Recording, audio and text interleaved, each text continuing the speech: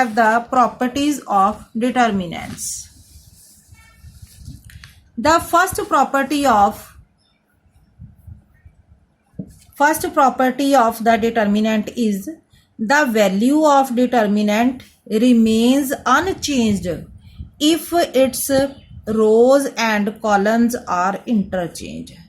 For example, we have the determinant like this: 2, -3, 5, 6, 0, 4, 1, 5, -7.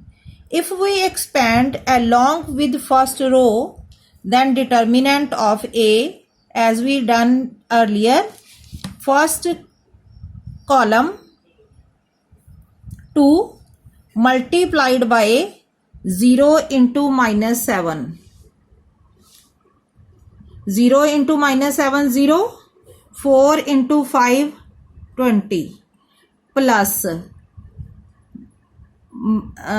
3 into multiply, leave the first row and second column. Multiply 6 into -7, -42. 4 into 1, -4. Plus 5 into 6 5s are 30, minus 0 into 1, 0. The answer is -40 plus 3 into -46. The answer is -138 plus 5 into 30, 150. The answer is -28. Now by interchanging rows and columns, row is changed into column. First column is 2, 6, 1. Now it becomes first row 2, 6, 1. Second column is -3, 0, 5. It becomes second row -3, 0, 5. Third column is 5, 4, -7. It becomes the third row 5, 4, -7. Expanding along with first column, we get the same answer -28. So determinant of A is equal to determinant of A1. We get the same result. It follows from the above property that if A is the square matrix, then determinant of A is equal to determinant of A dash, where A dash is a transpose of A. Now property 2. If any two rows or columns of a determinant are interchanged, then sign of determinant changes. For example, determinant is equal to 2, -3, 5, 6, 0, 4, 1, 5, -7. Expanding determinant along with first row. The answer is -28 as we have done earlier. Now interchanging rows R2 and R3. That is R2, we put the sign like this. First row is 2, -3, 5. Then third row becomes second one, 1, 5, -7. And third row becomes, as we have second row, 6, 0, 4. These two rows are interchanged.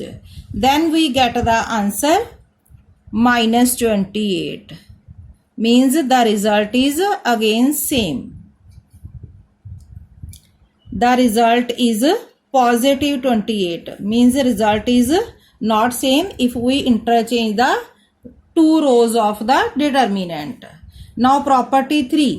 If any two rows or columns of a determinant are identical, all corresponding elements are same. Identical means all elements are same. Then value of determinant is 0. For example, determinant is equal to 3, 2, 3, 2, 2, 3, 3, 2, 3. Then expanding along first row, we get the answer 0. Here R1 and R3 are identical. Now property 4. If each element of a row or column of determinant is multiplied by a constant k, then its value gets multiplied by k. Remarks: by this property we can take out any common factor from any one row or any one column of a given determinant. Second one is, if corresponding elements of any two rows or columns of a determinant are proportional, means it in the same ratio, then its value is 0. For example, A is equal to, first row is 102, 18, 36, 1, 3, 4, 17, 3, 6. Now make the factors of 102. 6 into 17. 18 can be written as 6 into 3. 36 can be written as 6 into 6. Second row is same. Third row is same. Now take this 6 from first row as common. Now the first and third rows are same, so the determinant is 0, as we have first and third rows are identical. Now property 5. If sum or all elements of a row or column of a determinant are expressed as sum of two or more terms, then determinant can be expressed as sum of two or more determinants. For example, show that the given determinant equal to 0. It can be written as A, B, C. A, B, C.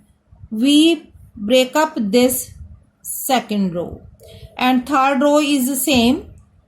Second determinant becomes A, as we have first row A, B, C, 2x, 2y, 2z. Third row is the same, x, y, z. Now take 2 from second row. In first determinant, first and second row are same, so determinant is 0. In second determinant, take 2 as common. Then second and third row are same. Then again determinant is 0. 0 plus 0 is 0. Because in first determinant, first and second rows are identical, and in second determinant take 2 as common from second row, then second and third row are identical. Now last property is sixth property. If to each element of any row or column of a determinant, the equimultiples of the corresponding elements of other row or column are added, then the value of the determinant Ri, means first row, tends to Ri plus k into Rj, or Ci tends to Ci plus k Cj.